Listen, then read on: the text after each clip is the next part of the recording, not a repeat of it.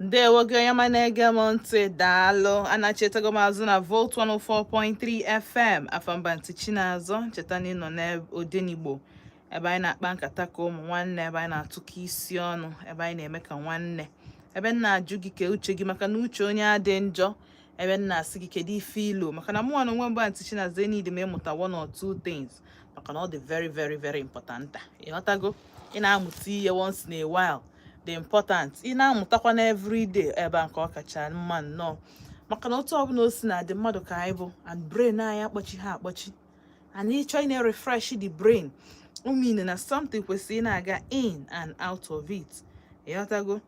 Mana ị na-aga abụkwa nke nne ya o nke ezigbo ya nke ezigbo ya ka anyị na-achọ bụrụ nnọọ nke ya wuo otu ọbụla o sikwa n'ala dị ya na-aba mba. So na-asị gị nnọọ na-asị gị daalụ.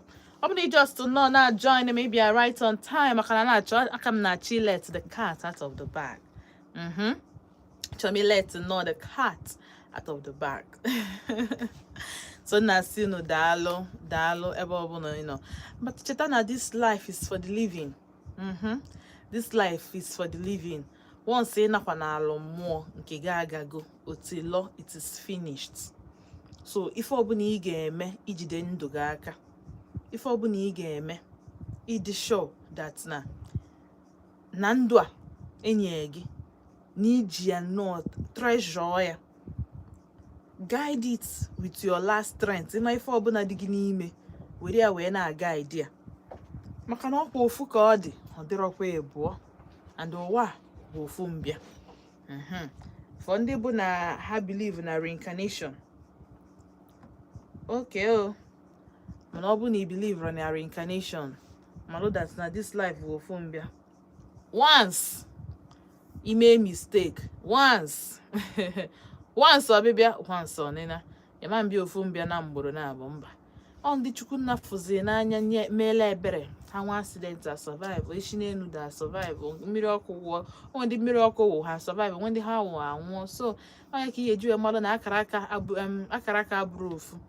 Ị ga-adị careful emena na ibe gị mee ihe njiwe na-ekwu ya maka Christmas a na ha agba otu aka m ga-esi wee gụgide ya ka egwu na-akụ ya ka bell until ya baa January ma na-akụ ya ka egwu maka ndị chọrọ ịnọ na fast lane this period dọka aja dị n'ala mana obi tide you na ije na-eme maka na ndị ọzọ na-eme nke ga-eme gị na ekpomee ịma na ọnya bụ na akọdebego akụkọ gị ebe na gị bụ the only child lineage mpa gị akpọchiena.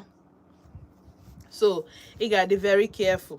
Ọ bụrụ na ị nwere siblings ifilie na onwere ọ na izuru ebuọ na ịtọ, life a na-atọ ụtọ eje tụfuo ya out of carelessness. Ịghọtago?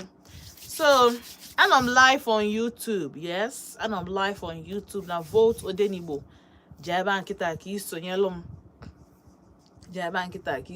m. Ọ bụ na ị na-enwe kedu ya na-akpịa issue with data, o nwere nke ọ ya wee subscribe all like this enye gị free YouTube maybe 1 gig 2 point something gig 3 ọ depend ego na-recharge. Ịghọtago?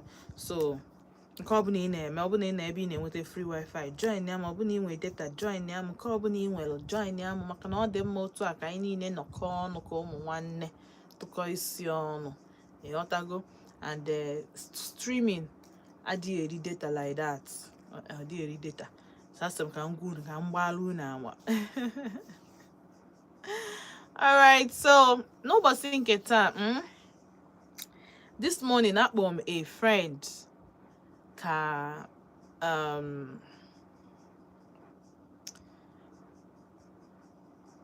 m yọọ ya ihe, right? Achọrọ m inye ya ihe, so ngwachazie ihe njọ igwe wee kọbalụ m sị m nekwa o wee bụrụ gịnị na di ya si avụla akpị ya naba. Ndị a na-agwa ga-agbakwa ndị Gen Z maka ndị ga-eche na ndị Gen Z. Nwoke m na-agwa gị na ji not n'opekata mpe about 7 years or 8 years wee tọ nwunye ya. And ihe a na-agwa gị n'olugo 50.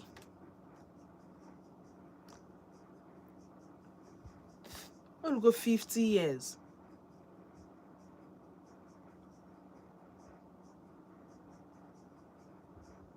So, and how mu go my to nke nwoke anụbugo nwaanyị tupu ọ nụ onye nka. And mgbe ha nọ out of love, ịfụnanya. Ha nọ out of love because ndị a bụ ndị mma mgbe ha bido. Ha na-abịa mgbe a na-epepe anyị ndị single people. Ejiche maka ha sef, ha ịnụ dị na-agụ m that time. Na-asị na-achụkwa m na ụlọ ka o si atọ nke nwaanyị bịakwa na ala like this akwadosieli ya nnọọ. Aunty Chinaza amaro no treasure a na-agba tupu anụọ nwaanyị. Agwa m na ụmụ nwoke were very patient people. Ndị na-agwa ga abụrụ na ha yi 1 year or 2 years. Mana each time nke nwaanyị bịakwa n'ala lovey dovey ọ na-afịọ. Anọchazịa o mere ọ dị 1 month nke nwaanyị bebe tupu ị mara ọ dị gị ime. Ịma onwe ndị Chukwu na-agọzi ọfụma tupu ị mara onwe ndị ga-abụ ha nụkwa na alụ dị like this 1 year anụbe di ma amụbe nwa adịbụ ime 2 years. Mana onwe ndị bụ na piam be like ị na-asị gị nwe na onwe gị nọzi na try for 3 years ị na-awọndazi na gị nwa na potato ka onwe ndị so idu edu wee bata n'ụwa. When you escort some people come this life. Piam ọ dị gị ime. Piam nwoke na-eti anyị n'afọ ime. Mmanụ na orukwe na ele na nke nwoke abuse nwaanyị. Maka nsi eteke adị m eteke ya likely. Mana agwacha m nke nwaanyị ya ngwara ọ ka nọlụ. See, okay. I like when people that fight for what they want or what they have.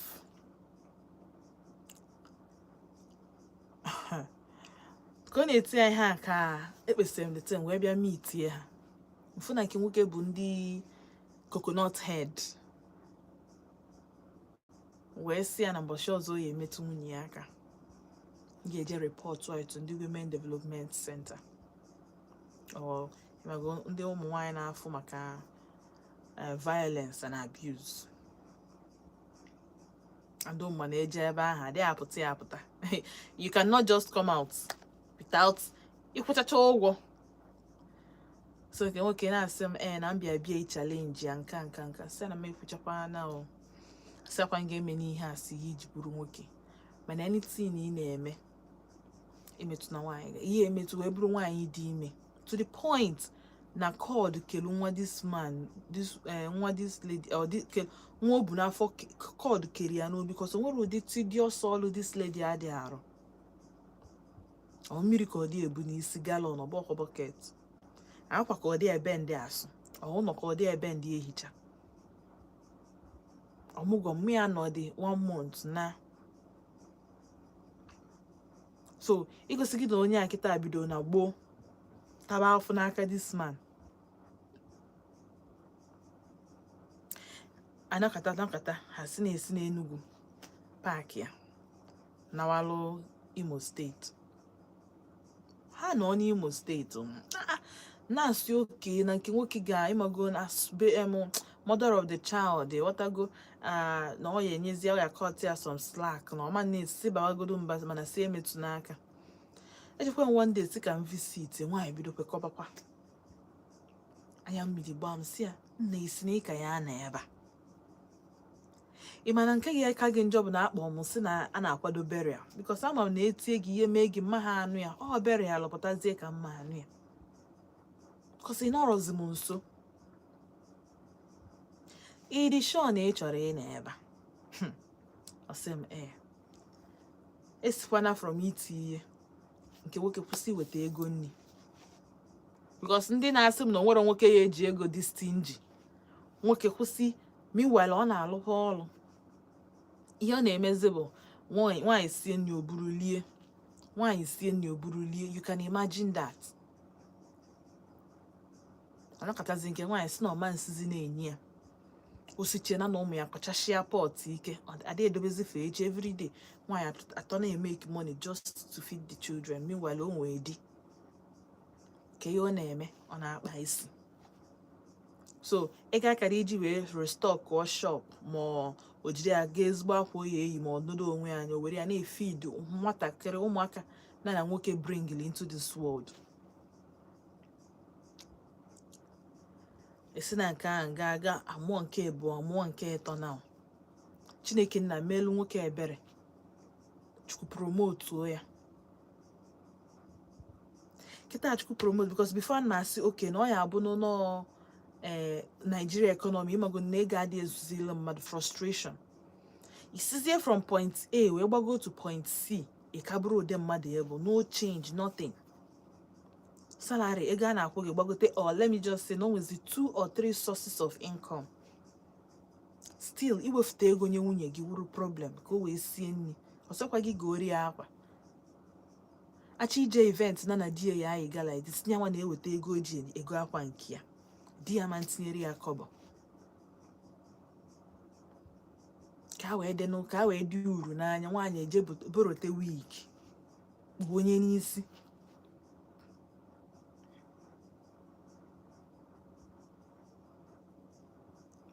anaghị ekwu ya ọ sị na Janet nke o kwuzi tata bụ datina na nwoke sizi ya pụọrọ ya n'ụlọ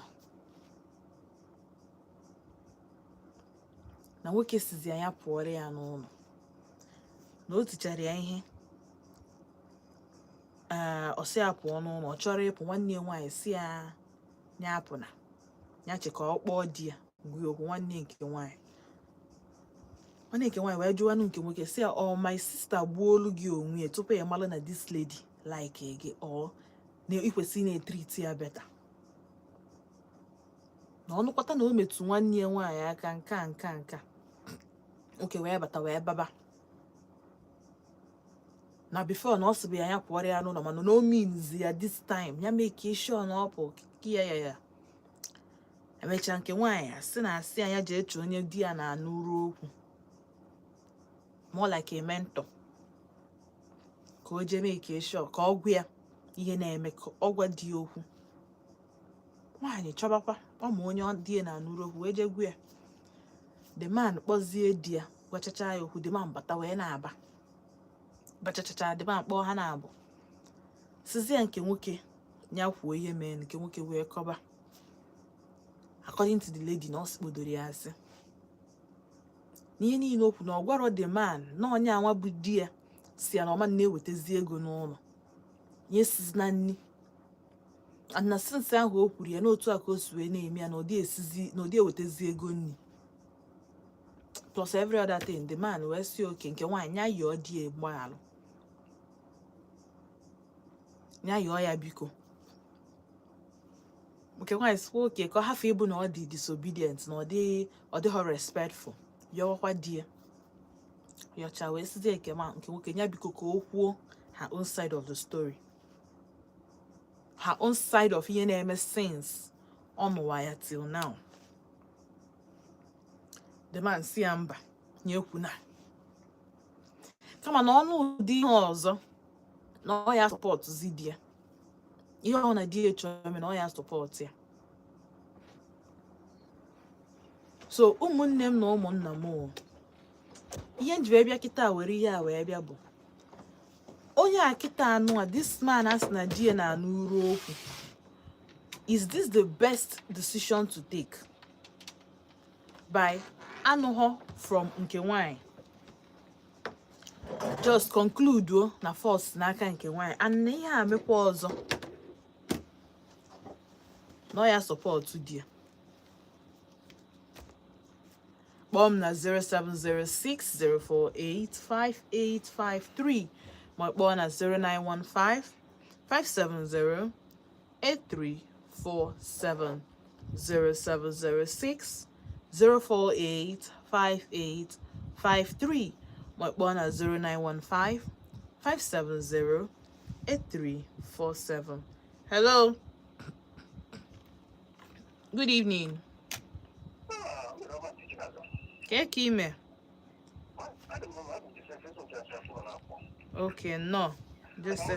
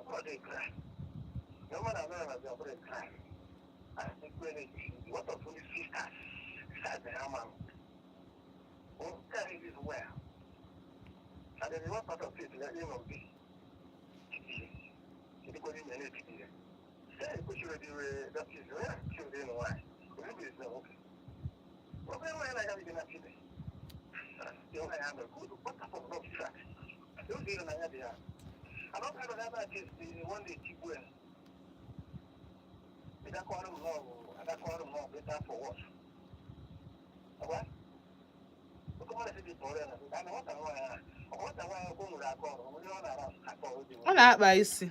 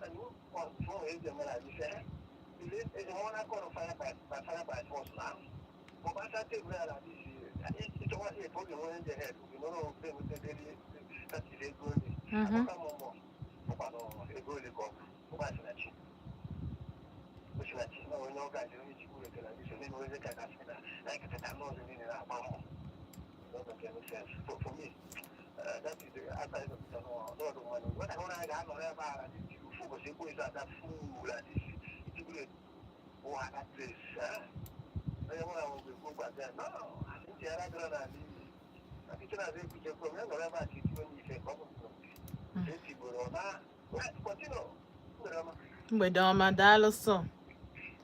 Ya ọkụ wee na-afụ agwara m ya ịmago onu na mụnwa nchọ inye advice like this and me sell name like ma choy je push wegi more pressure wagi more the persistent.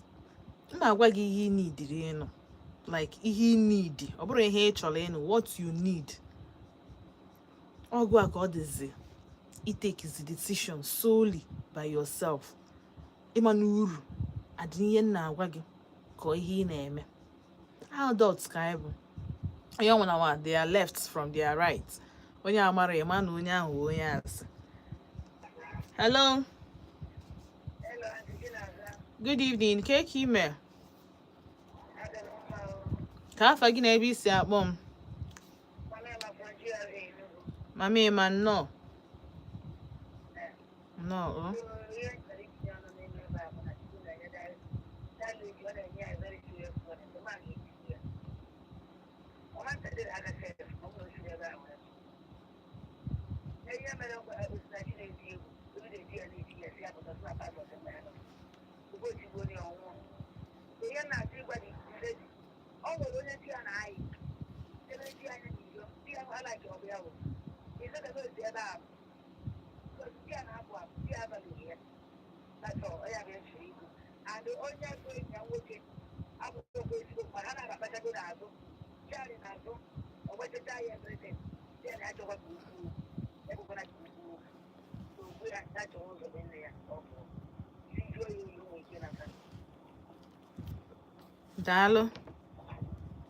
Daalụ so Adonya na-eme nnọkọta na-ajụ ụmụ nwoke kedu ihe unu chọ.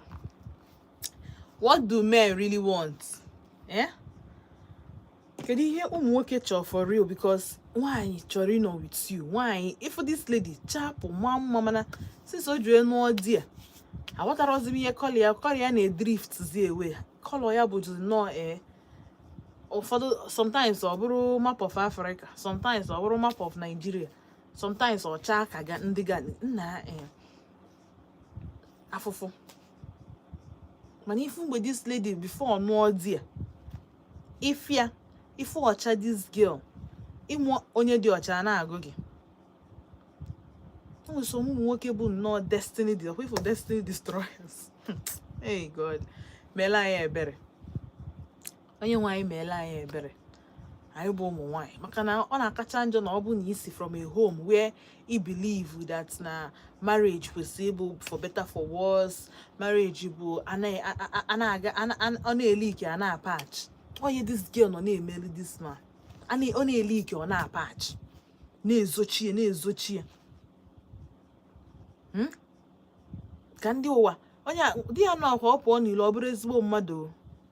Ịgwa ndị ilo na ọ na-eme ụdị ihe o nwere onye ga-ekwete. Ịgwa ndị ilo ama nkwete sosi ha ga-eji wee kwete bụ few times or many times ha fugo this lady ka o bu gallon ka o bu gas mgbe ọ dị ime. Mkpa anyị ị ga-ama na proof dị ka bụrụ nke nọ ndị mmadụ ga-asị because onwere nwoke like nwaanyị nwunye ya dị ime ga-achọ ka ọ bịa taba afụ. Ọ dịrọ possible. So dị very important na ihe anụ dị careful dị mmadụ ị na-anụ. Hello. Mgbede ọma ka eke ime. Abụchi nnọọ gaa n'iru. Ọ bụrụ na mfụtụ nwere ọfụma esi na nwoke ahụ alụ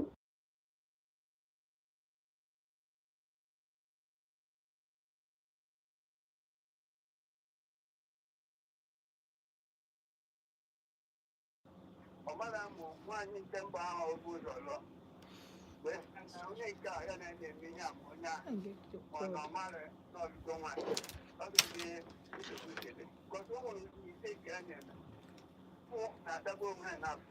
Nne m bụ nwaanyị ụmụ nwaanyị ụfọdụ na-ata afọ anaghị ọnụ ikwu ihe ha na-agabiga.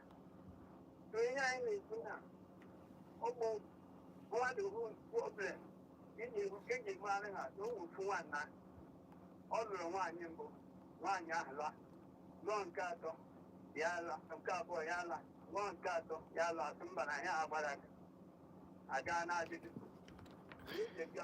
onye a na-ajụ ajụjụ ahụ ya onye na-alụ nwaanyị na ọ ga-alụ nwaanyị asatọ na onwe nke ya na-eji anyị otu nke ọ dị taa onye ahụ tinye enugwu ọ lụrụ nwaanyị asatọ onwe nke ya na-eji so o nwere ihe mmadụ na-eme o nwere nwoke kwuru okwu ọ bụ mmadụ niile ka e mere elu ịlụ mmadụ nke na-afọ ọtụ nwaanyị ntụ mmadụ ji abụghị biznes ana m ekwu mgbe niile ọ bụ kọmọditi enyi ka ya gote nke mmesi ya standawa mmadụ ji bụ ihe mmadụ a na-atọ ntọala ọ bụghị ihe ha fertilizer system a dịga anya enugwu garịa ndị famili ọ na-ara ahụ inweta faten a na-amaniji ọmaniji ya ahụ ka a na-alụ o nwere one plan a na-eme na ntia house of commotion dị na-alụ ụmụaka a na-alụ house of commotion ogbugorigori pamfu onye ya na-akọ na ụmụ ụmụ nwaanyị na-anọbi ọ naghị ekwu ihe ha na-agabiga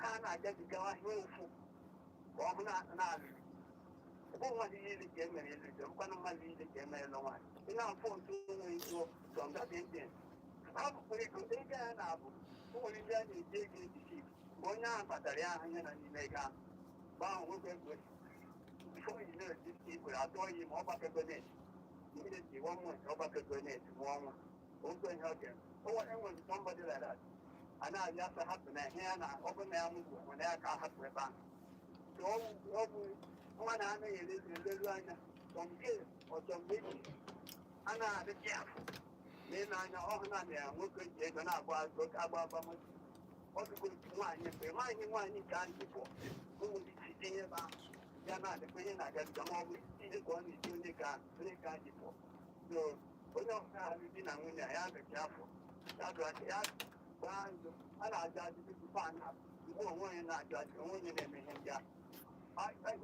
nsogbu dị n'ala alụrịrị na nweta n'ala ugbu a ọ bịa akwụkwọ ntị asịrị etigbugo onye ahụ ya aga ya agọ daalụ all right 0706-048-5853 ma kpọọ na 0915-570-8347 hello Keke ime ndị oyi ka afọ gị na-ebe isi akpọ m ugegbe nke m nnọọ adị m nnọọ mma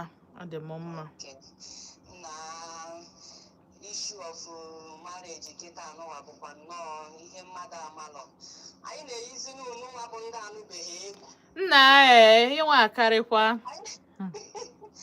anyị na-eyizi ụlọ egwu na nke ikpeazụ a mana iwu nata bụ na unu ga-anụkwa ya mana unu ga-anụta ndị ezigbo ya amen asị m kwuo nke nwaanyị chekwara akpụ ụkwụ ya n'aka na-agba ahụ maka mgbe a ga-akwụgbu ya kịta anụwa ọ bụghịzikwa ihe a na-akọ ka a ga-akọ bikọsụ ọkwanụ o si na chi otu anụwa niile ọ nọcha anọ ma holiness ya niile mechakwa abụọ na be nna ka e niri ya ọtago so ọ bụkwa na nke nwaanyị na ndịnukwu ihe ọzọ m chọrọ ịgwakwa gị wabochi n'azụ wepụkwa ọnụ na dị ishu bifo ewuru gị dozie okwu bikọsụ mgbe mmadụ na-etinye ọnụ na mareji mmadụ na ị na-eme ka ọkwa nke nwaanyị ka ị na-eme ka ịzọ bikọs afụgokwa ma ụdị ihe ahụ several times mgbe ha ga-abanye n'ime ụlọ ya na arabik ewuru gị dozie ịwozie onye iro nke nwaanyị ndụmọdụ m kwesịrị ihe nkịta n'ụwa ya chụkwa ewu ojii na-efe bifo chi ejie maka chi ji ọ ga-afịa arụ ya chịrị akwụ ya kpọrọ ụmụ ya leta ụmụ ya anya ọfụma bikọs o leta ụmụ ya ga-eleta ya ịghọtago okwu agụkwanụ m n'ọnụ na nke mgbede a udo dịrị gị ntị Chinazụ my love daalụ sọ ogebe daalụ nne m my sister no ihe ị ga-aghọtakwanụ bụ na mụọ bụ antị Chinazụ kịta adịghị m atụkwu dị ojii iji m wee dozi sef o nwere ọrụ ọzọ anyị na-alụ ebe ndị dịcha ka ndị ụkọchukwu ha ndị pastọ fa a lot of other people akpụ ha n'ọnụ ọmụkwụ amaghị even Jesus Christ bịara isevu anyị ha akpọdoghị ya n'obe si n'ọnya ka nji aka ụjọ adịghị atụ m unu iji m wee do ife ma bụ udo dị by any means necessary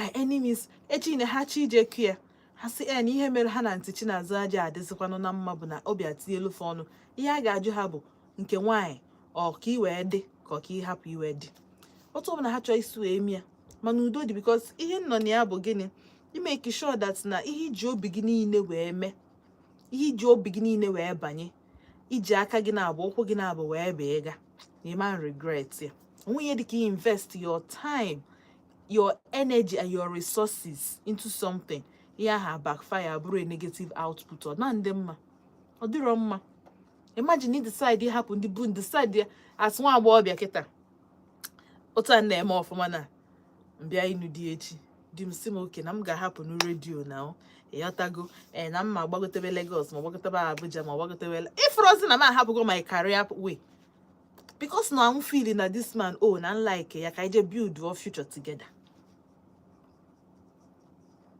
ifro that na after so many years ana patch o na-eliki ana patch ka ama na ya edoziti ya edozita nwa ozi ya where do you start from ebe ka ị ga-ebido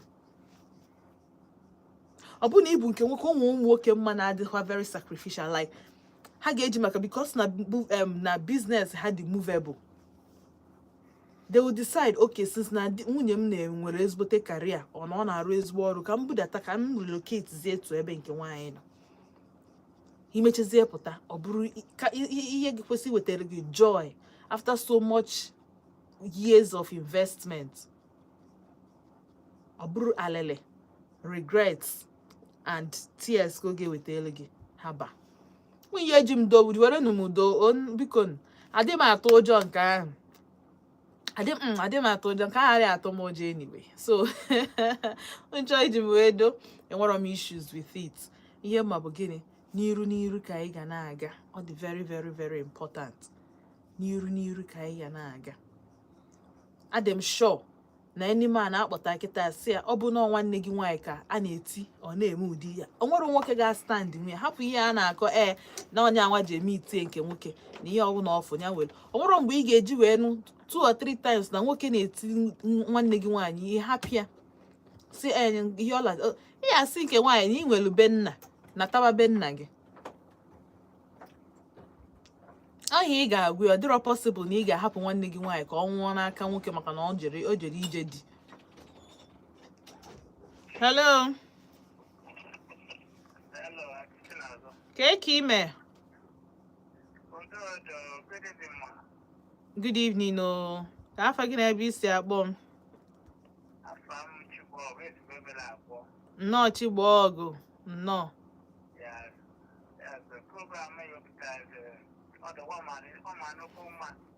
daalụ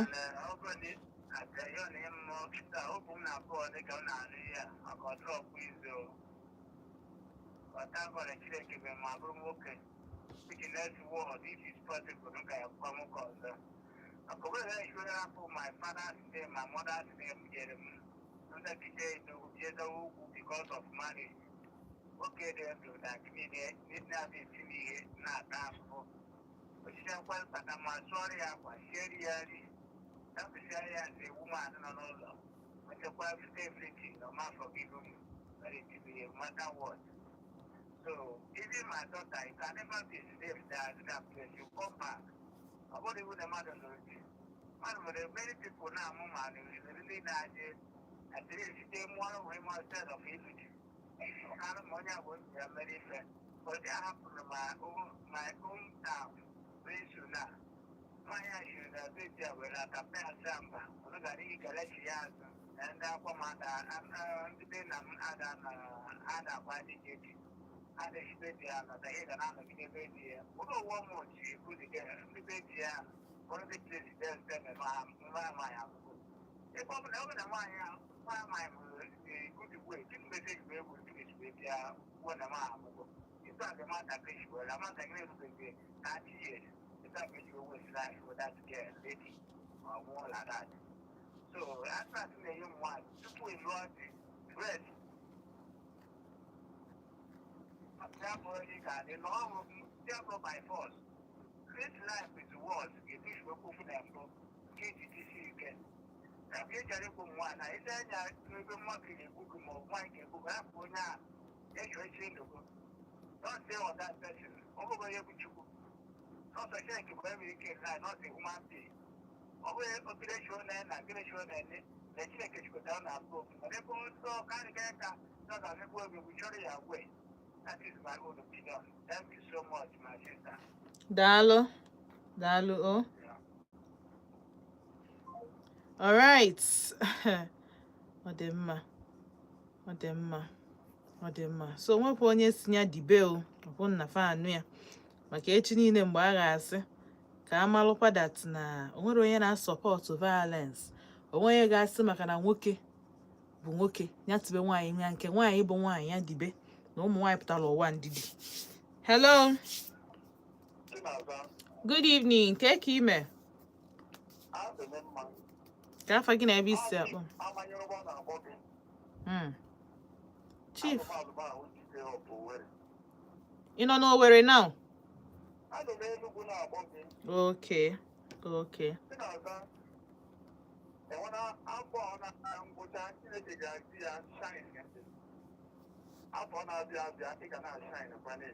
Amen.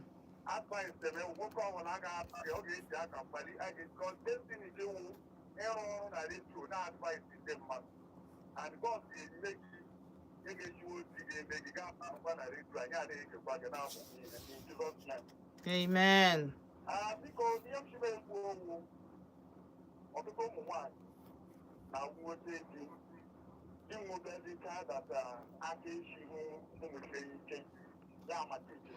Dalo. Ikwugo nke bụ nne ya.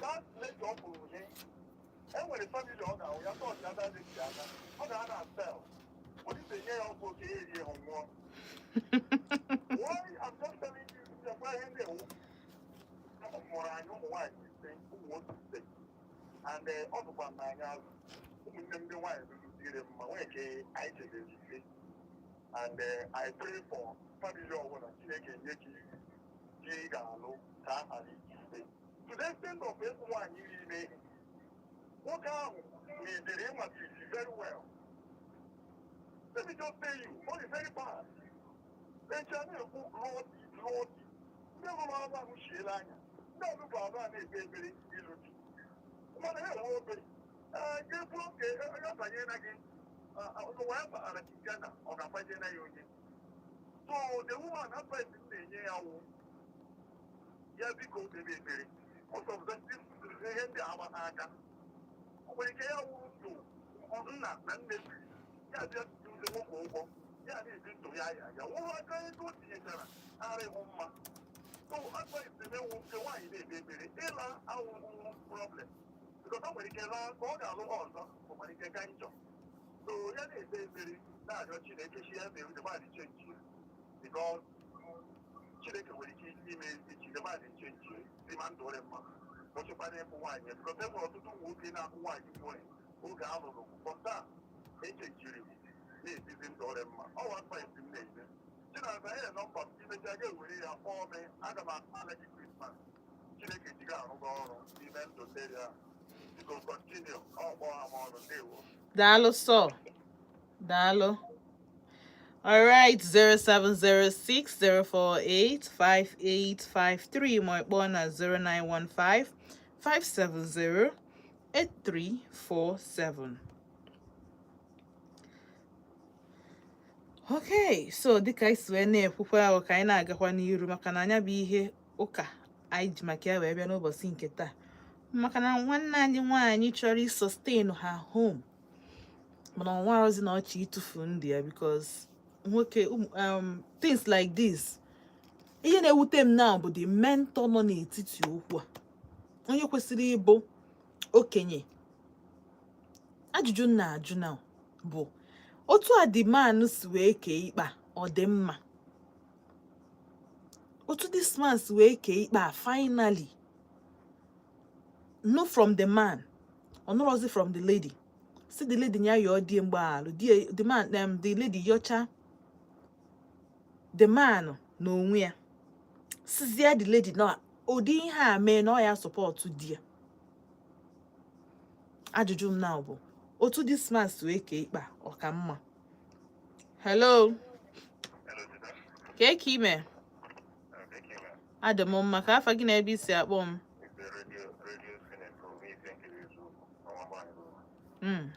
Nnọọ, Radio Senator. Thank you very much.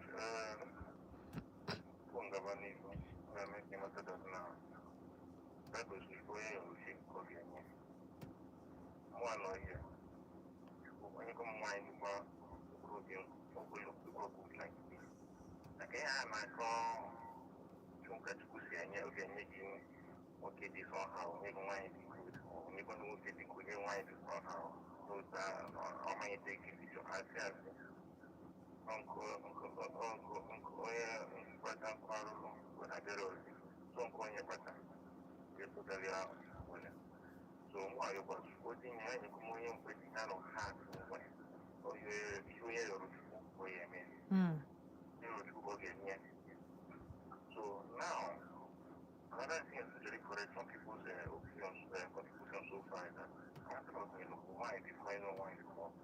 What matters is individual behavior.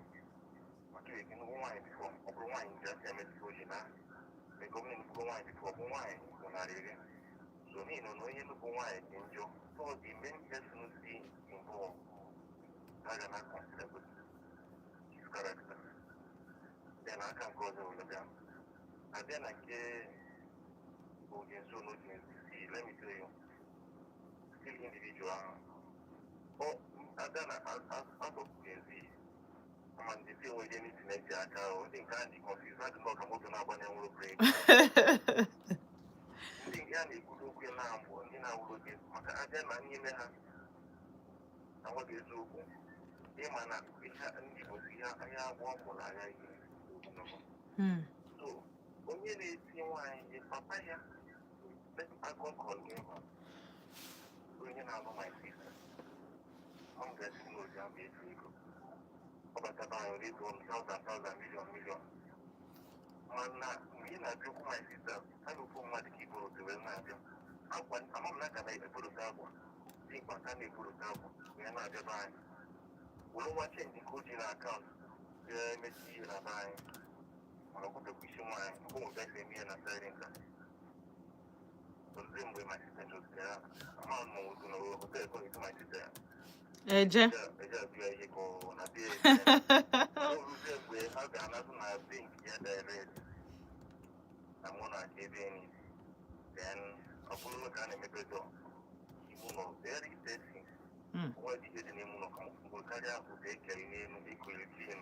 Hey.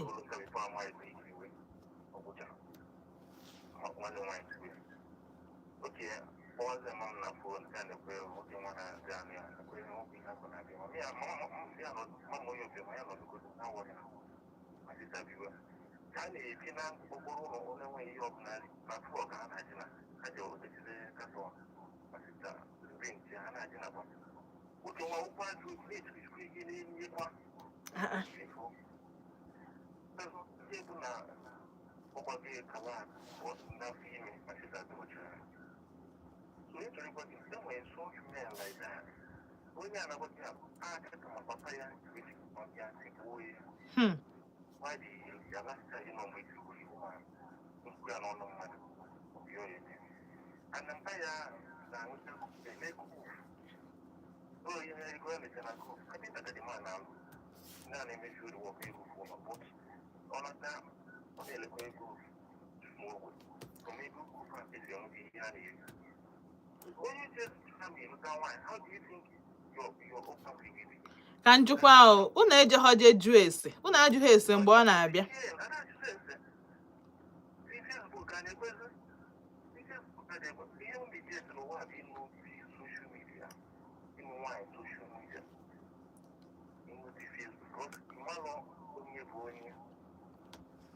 And not only that, I don't want to know.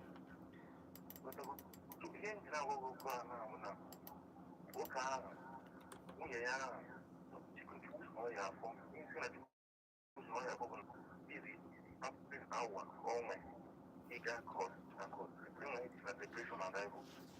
It's a pretty marriage.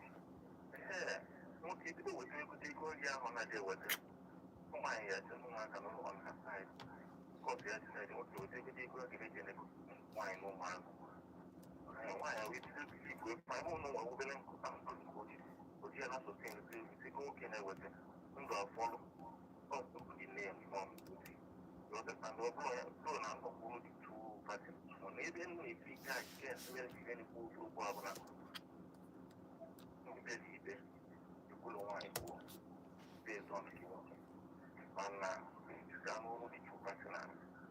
And I go my school, you can go there. I see what. About what you so that is the thing.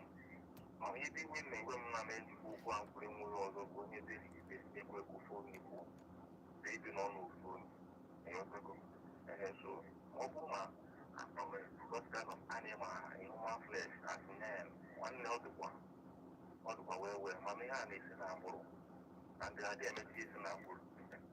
That is why the idea why not this wood, one value because it's a mondo joy. So, almost is it feels here. The couple marking myself is saying, pretty slow. Also, people of neighbor. More is that we are. So, from why is very, very good. Then, only one thing would I like to relate to what pretty much after this program. I don't know. All right. Try and pick it up. Thank you. All right. Dalo. All right. So, una fugonia because one thing with this ihinwadibu imegini ijuese. Ijuese the very, very, very important. Ihe obuna ị na-eme juese. Hello. Good evening. Oh. Good evening. How are you? Fine. Cake ime. What the other mama? Uda adekwa. Yeah, well, my friend, I could be paid. I'm for it. Ha kidnap ya. Tata. Ha. Anugokwe from him. Sir? Ha kpọga afa ego.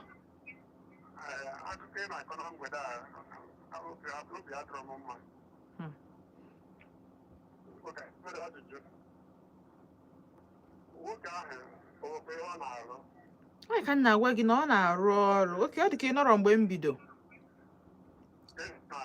Ọ na-arụ ọrụ, amaghị m ihe ọ na-arụ, but ọ na-arụ with government one, then nwa ọrụ ọzọ ọ na-arụkwa side nke mma bụ ọ na-alụ before nweta nke gọọmenti.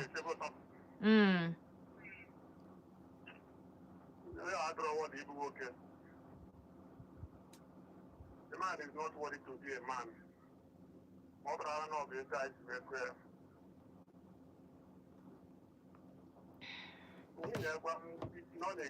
Ọ na-eke isi o. Na-eketekwa ọnụ oke ego isi ebe a. Ọ adị m sure aka adịrọ ha. Aka.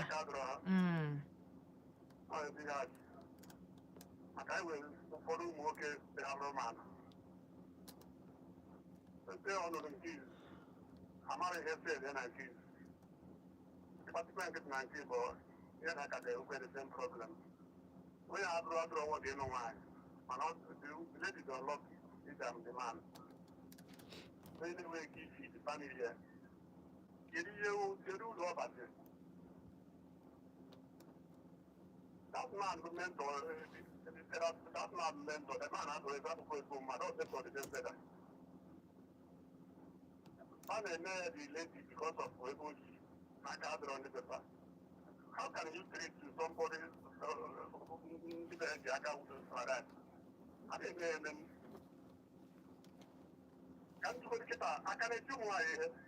aka na-etukwa Honorable Inugo okwu ya.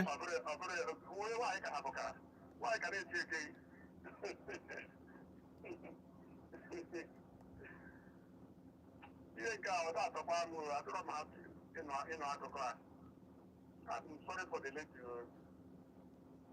I'll come and open the marriage. mana nne ya na-ekwuso na ọ kpọwụrụ ụmụaka ka pamata onye ọ bụ ọfụma ya arapụkwa ndị na-anụ ụmụaka na ọ bụ na ụmụaka ka mpe maka ọ ga-awụkwa ebe ahụ dịka nwaanyị dị ime ga-esi echu mmiri ana m ajụ ike gwa mana mgbe m nọ nwaanyị mgbe nwunye m na-amụ nwa ọ dị otu na mmiri n'isi wee rukwe ka ọ kwara na be nke na otu mmiri wee nete dị ka nwaanyị ga-esisi ime ọ na-echu mmiri okpuru bọket esi echu mmiri ise na-ekwe dị na-anọ na-apụta n'ụzọ ọ dịrọ m n'elu nchọọchị ọ maka na aka adụrụ ndị oge kpatara oge amasịrị ejidele bilada mmadụ aka na-abụrụ ibe slave ịmara ebe ị ga-agwa ka ọgbọ the woman dey report of the man ndị ọ nọrọ ebe onye nwaanyị esi n'azụ sa ịmara ebe ị ga-agwa ka o dey report agwagonu m ya na onye anwụ igezi m ntị ọta ọ na-anụ iyi ọ sị na ya ga-aga ọ sịrọ na ọ dị aga ọ sị m oke ọ ga-ama na o jekwa report the man ndị a hazi aka ha natawa the man ego ndị na-enye ọ bụrụ na o mee the man ga-egukwa ewu ndị ọwụọ onye abụrụkwa mmadụ onye nwunye ji ime na-echu mmiri ọ na-eti ya ihe n'afọ and the man nwere ndị ọyị nwaanyị na-emesiri ibi the man o nwere ụmụ nwaanyị n'ilo ọ ka ọ na-adụ ụmụ nwoke ụfọdụ adụ sorry for the lady obi adụrụ m mma maka na ọ bụrụ na onye a na-ewe ka obi leti the man ga-aba ahụ si na azụ obi adụrụ m mma ọnụ kwuo eziokwu daalụ honorable sorry because situation okwu kali a na-aya nwaanyị na nwoke na-eti mmadụ ya na-aya ndị kidnappers ọ hapụ ihe agha na-akọ dị important a na-akọgodo maka because ụmụ nwaanyị adịghị anụ ihe anyị adịghị anụ ihe honestly ụfọdụ ụmụ nwaanyị bụ ntị plastik anyị adịghị anụ ihe and ọ dị very appalling. Honorable, sorry for your friend. Amam anyị kakwa na-ekwu ya ka anyị jisi ike ọ bụ na o nwee ebe anyị na-eje na-adịrọ important even though na a na-ekidnap kwa within ka o nwee nke eme na ebe n'ụdị ebe a makwa keke ka ha banyelu from afia ha to Amam village ebe just ebe around there ekidnap ndị niile nọ n'ime dị keke esi from 50 million kwegide ọ dị ka 600,000 ka 300,000 nke igosi gị that na agụ one anaya ndị a na-aya si na ndị Bible the problem aghọtara m ihe na-eme anaya ndị Fulani a na-aya so anyị ga-adị very careful ọ dị very important. Chineke nna m ebere ka ọ ka bee n'ego nke na-akacha njọ bụ inwe ike ịkwụcha ụgwọ ịma mfu onye nwanụ ife ya afọ ọ bụrụ n'ozu sometimes ịma nkwụ efu ozu ọ ka ha ka natagodo na ndụ bụ the most important thing. Hello. Good evening. Ke ka ime? Ka afọ gị na ebe isi akpọ?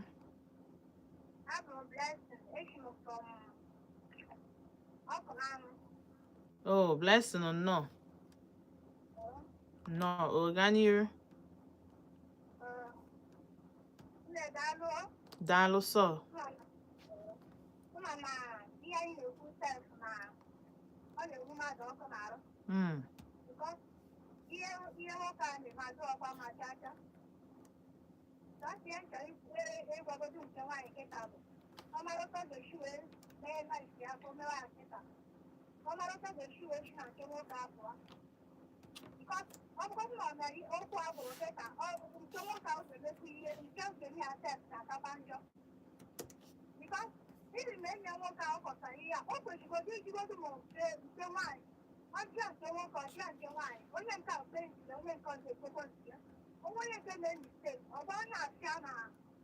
Nekwa ebe o me.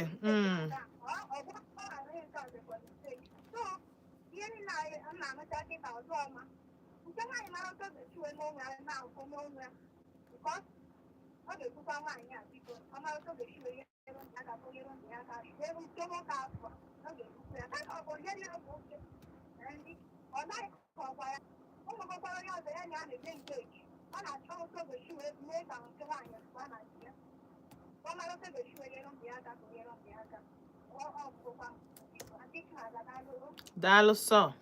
Daalụ. Okay, unu anụgoni ya. So majority of the people na-asị na nwoke ọbụla na-eme otu a na o nwere onye nọ n'ilo. Ọ bụrụ sọ na ị na-eti nwunye gị ihe itiche ị na-asịkwu ya pụọ n'ụlọ. Ya pụọ n'ụlọ jewekwa n'ebe. And o nwere ụmụ nwoke dịcha so wicked. Ịma na onye a nne na nna ya nọzi. Onye a kịta nne na nna ya nọzi. Ofu nwanne nwoke ka o nwe. Ịma. Ụmụ nwanne ndị nwaanyị anụchachago di. Kedu ebe ị chọọ ka o jee?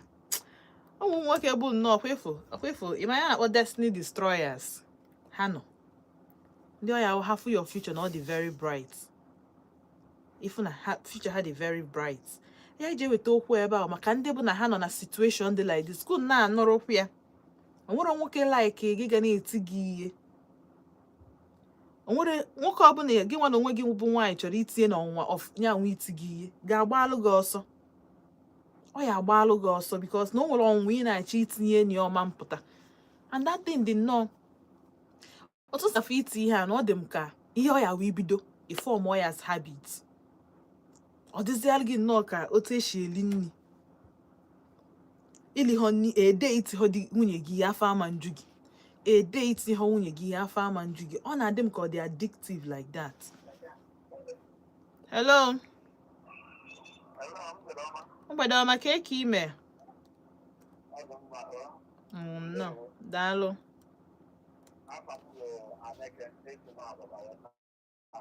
Nnọọ Aneke, nnọọ.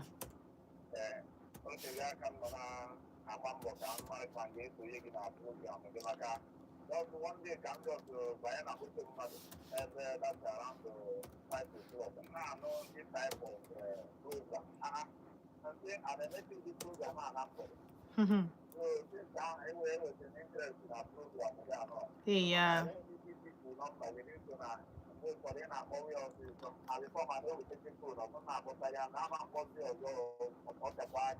Ewe n'iwe. Yes, so daalụ.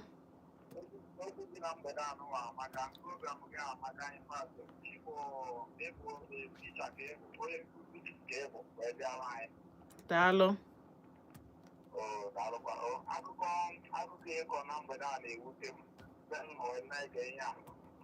ndị atọọchị amaghị ha atụ eziokwu m niile eji tọọchị karịa amaghị ha atụ bụ na mmadụ kwuchiri okwu onye kpọrọ owu ya onye nọ emedietọ na in-between mmasị onye a na onye a bịa nụrụ ọsịrị okwu one side nụchaa ya wee hapụzi onye nke ọzọ ha sị na ọbụghị ihe mụrụ ya ka ọ na okwu ya ha abụghị mmadụ ka ọ gịnị so bụ na ana m ịghọta ajụjụ eji okwu ihe onye a mere ọ dị mma esi na ụfọdụ ihe ọma ọ mere atọ na atọ ụfọdụ ihe ọma ha ndị ozugbo akụkọ anụghị olote emume onwe m ihe sọmbọdụ chọrọ imekọ ụdị ihe ahụ this woman this lady kịta ọ this woman kịta ka ọ chọrọ ebe m ihe banyekwere ezinụlọ anụ agba sọmbọdị ịnlọ wee ga gwacha demand ya na demand so ọ bụ okwu ebe a na-anọ usoro onye na onye so the brother of my own woman wee ga kọchalụ onye aya ha gọrọ ọgụ okwu ebe kọcharịa ụfọdụ ihe ọ kọrọ ya amatụmụwa so mana ya kpọzie m onye akọrọ ya kpọzie m wee na-atụzi m biko na ihe nwere ihe ya chọrọ ịgwa m dị oke na nsogbu azụ ka anyị kpaa ya ọ bịa nwere ime okwu bido kọrịa nwetu otu ego anya ogide wee batabịa na famili mata ndị ebi na ọ ga-abụ na onye anya agọkọrọ ọgụ okwu ebe wee ihe ọ kọrọ ya ka m ga-eri ya nsị ọdụmọ na ya chọrọ ịnụ anything from me na ya na anyị achọbụ ihe ọbụla bụkwa the problem na ọ hapụ ya ịmasị na ha chọpụtabụ na ha mee mistake na ọ na-atụtụ ha n'ọma mmelụ ha ji bịa kọwara ya ya ntị ya biko ewekwenyewe ọrụ gị akụkọ ọsị na ọ bụghị ya ya chọrọ ka ekwu kịta ya ebe ihe ọbụla bụ ya na ma hapụ ya ma ekwu na ya ma isi atọ dọtụ m hapụ ya ya chụọ ka abịa kọwaa ya mechaa saịda ya mee akụkụ nnụrụ gị na m chọrọ ịma na onye ka ọrụ gị akụkụ onye si gị na ihe na ihe mmebero mmanụ onye ahụ ya na-egwazi m ihe o kwuru mama m ihe o kwuru ọ bụ dị trut nọ ihe mmere ọ nọ ihe mmebere ọnwa ihe m ga-ekwuzi mkpu ọtụma mba ndị enyi gị oga nta ma na-eji iwe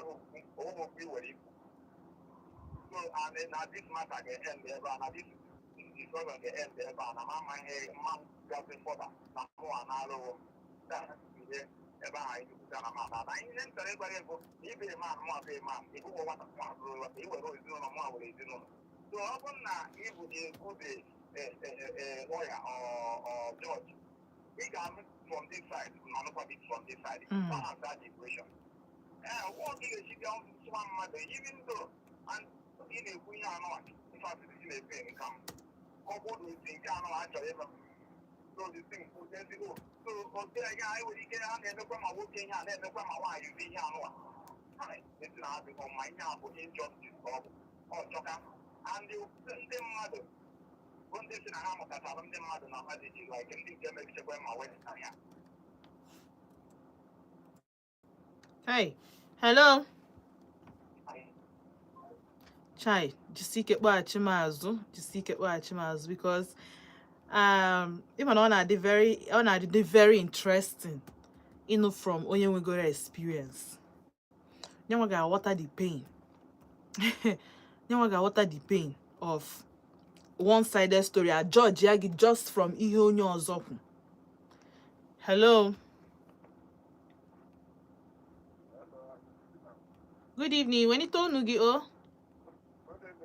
Good. Samun na Emeka. Ka ime? Ndị oyi. Daalụ.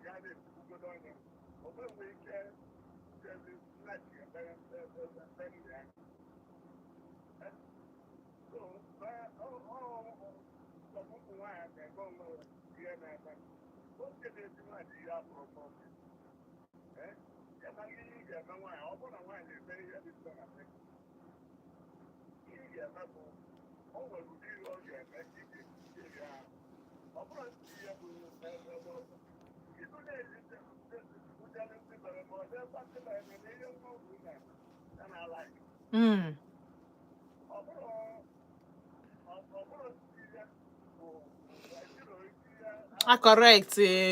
Yes.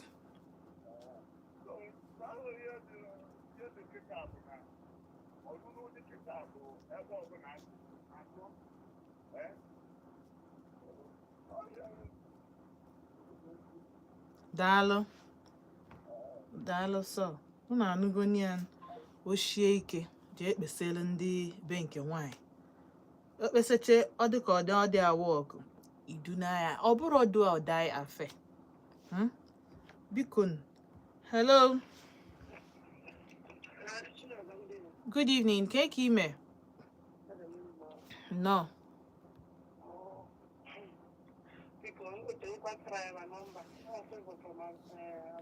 Favor from Ababa Nord. Sorry, oh. Thank you. Daalụ.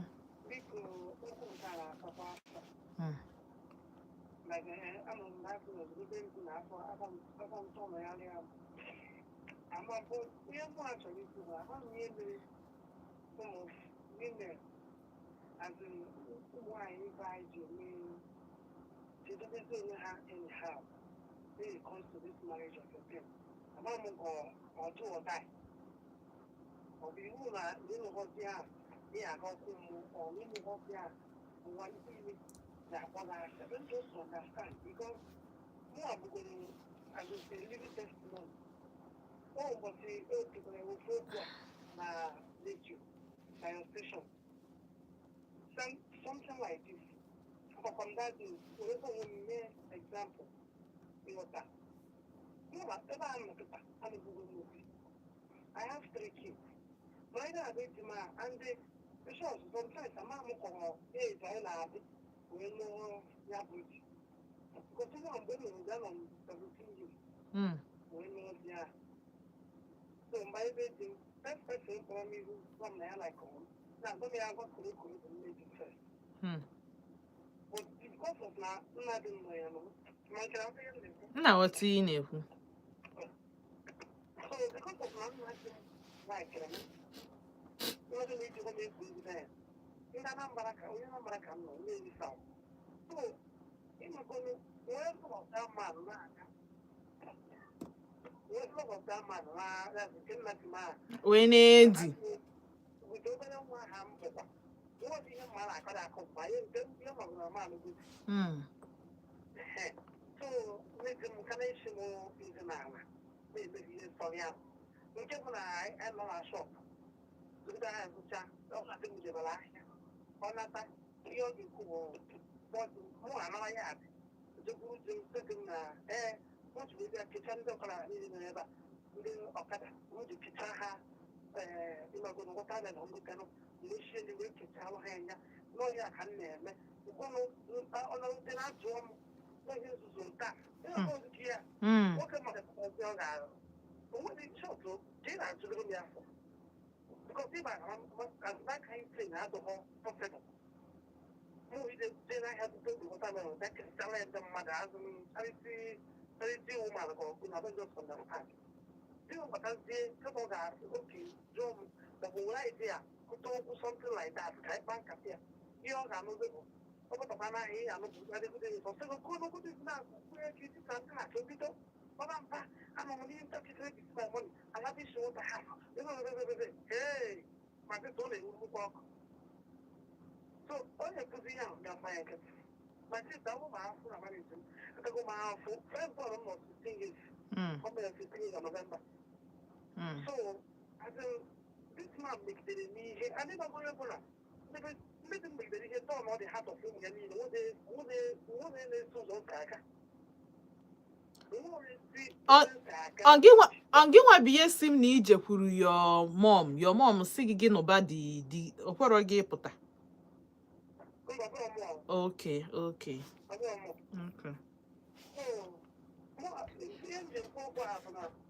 I wish that woman take her against my radio station.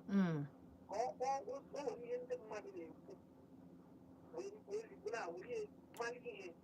now one of the people who are money guys about here who was on the how are you really enough? Doesn't mean that you know have any amount of my one. What is what that? This is an open. On no money to be a money. But this is the right number of ones to go. You want to okay, slash. How about you? What offer? You go away from. Like okay, what of man on field by the uncle? The one of Gemini is just now, we be a water with the man. Now, but your mom coming hand is just now, we water with the looking. What is that? 4 years I have a money water to why am I not why? Imagine. So, what is all these things? Can you be when I wake you, can't know where I advise. Who has been able to go for years? When you know, I'm saying, you never. What do you have like my image? One year, say, my and this is what I'm when I'm number. One of the other, even this one, but I'm talking to you now. My brother is now almost 3 years and there. What the maybe of it. One more I come with 2 my community say, I'm not going to care. What I can take that decision. Because I can get the 90. This one will be 6 times since it's in the back. 6 times since it's in the back. And you didn't have a joy and career in the game. I want to ebo ye bidaka. What about the Raka? People remember that before, not this last one. When point of view, I think we're going to now one of our men care. Oh, I just want to read one now. Onye nwere chi ịnụ nwaanyị mgbe akpọ m na fon tresị mba m na-esoghị n'ụlọ ife atịzaka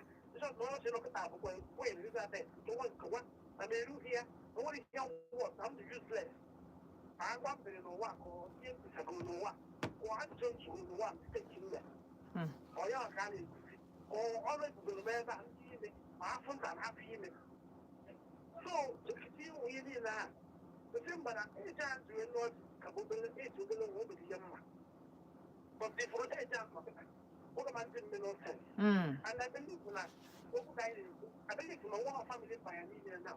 They must not afford to get seen like at this time work. Because now, if I'm not going here, when you see this person, you see a lot of money. On you hate this person. So that time, we don't have that kind of mind. Because I'm on table like now, what do you hear? What could he hear? Yes, I'm a bit strange, you know? So, I'm a woman of joy after to go my anya. But what? What to go my anya?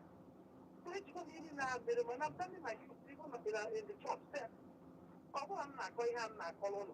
I want to reach out when they to the way, but I want to be but I'm fine. But I just go full of money for the local. Working with the like a few years, you to go there like 3-4 times, I can count it. What to go there, then one more time, my whole one you go now. You will feel the way I make it cheap. We have first shop now, so I hear somebody talking. Just I go to pull out my roller. Came on and I know who I use. It is not the first for my life. I don't want to wait when I take it there. Because I have to take more shots because we go over my marriage. I have to be a special effect. So I want to go down on my people. I want to know she's on the down one. She's on the other week. Thank you. Dalo. Nemo. Dalo so. Dalo. And the best way to feel something, how bro, when you put yourself in that person's shoe, make direct. Putting yourself in that person's shoe, you can only imagine how onyange feel, but you will not really feel it until you borrow the person or go on wegi aga through that fire. So nyawaga my last caller for today. Time adiozi. Ihe abụrụ maka onye nke mma. Maka nyanwa na onwe ya. Ihe okwu ma gwagodi ya na nnaruo n'abalị a. Ọ ga na-asị m kedu ihe emelu o jiri enu ụdịdị ya. Kedu ihe emelu o jiri wepụ initially, because I did a pet ụmụaka na-achọ egwu ụmụaka okwu, so how much more an adult? All for ndị bụ na ha na-aga through these things. Unu anụgo, nwere any single person si na ihe a bụ ezigbo ihe ọnya dibe. Onwekwa onye kwuru nya dibe. Onwere onye kwuru nya dibe. And nke a bụ just the little of ihe ọgwụ amụ kọlụ, because agwara m unu na di emecha kpọchie shop ya. Kpọchie shop ya, will key from her bag. Kpọchie the shop, seize the key. So a lot of other things. So ọ bụ na ịbụ onye bụ na nwoke na-egosi gị even the tiniest atom of violence, colossal. Maka ịba marriage, ihe ị ga na-afụ bụ double the portion, double the dose. Ọ ihe ị ga na-afụ. Amara m otu ọzọ a ga-esi wee kwu ya ka ọ baa ntị, mana Chineke enyela anyị aka. Ka nga na YouTube, cheta na nọ live on YouTube, biko ọ bụ na isonye m na YouTube, subscribe. Ọ bụ na subscribe be ọ dị very very important. Nwatago onye jekwe Cecilia sị Aunty Chinazọ, good evening. No, daalụ so. Ndụbisi Eze Johnson, nwaanyị ọma dị mma, daalụ. Oh, onye jekwe sị I like your beautiful dress, daalụ so. Oh, I will come and borrow it. I hope you will lend it to me. I will not lend you. Aqua Christmas I'm going in November. It's same lend. Oh yeah, don't worry, I was joking. Don't worry, I'm waiting a while. Igwe Ugu Semo. Hi. So Dalo so Igwe Ugu. Onye jekwe say I see there is trouble in marriages nowadays. Most men don't need to marry in this life because of the arrogance and egoism they possess. May God help us. Amen. Itunu ade Michael Daloson na fuge ndubo Eze John sim she should know that she can't continue. I want to tell her that she needs to go and find a way to take care of herself and can't please that man. Is wrong advice. I'm so sorry for her.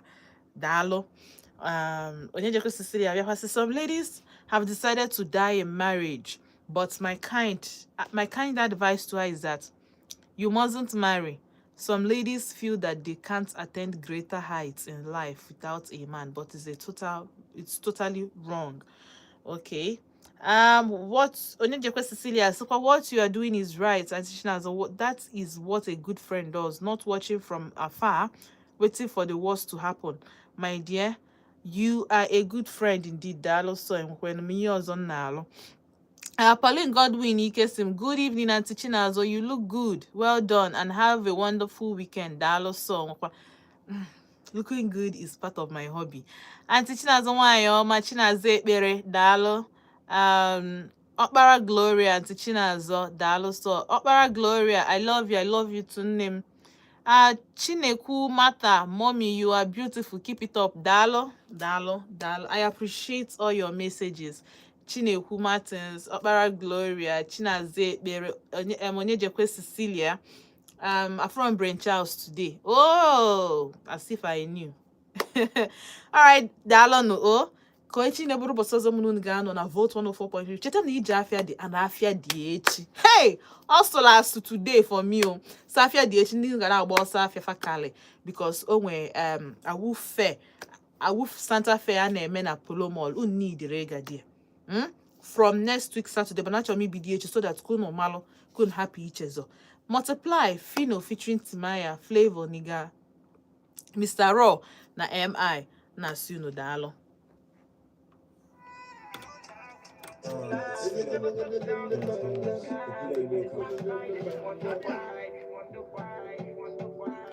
don't die, we multiply. Never touch down till we touch the sky.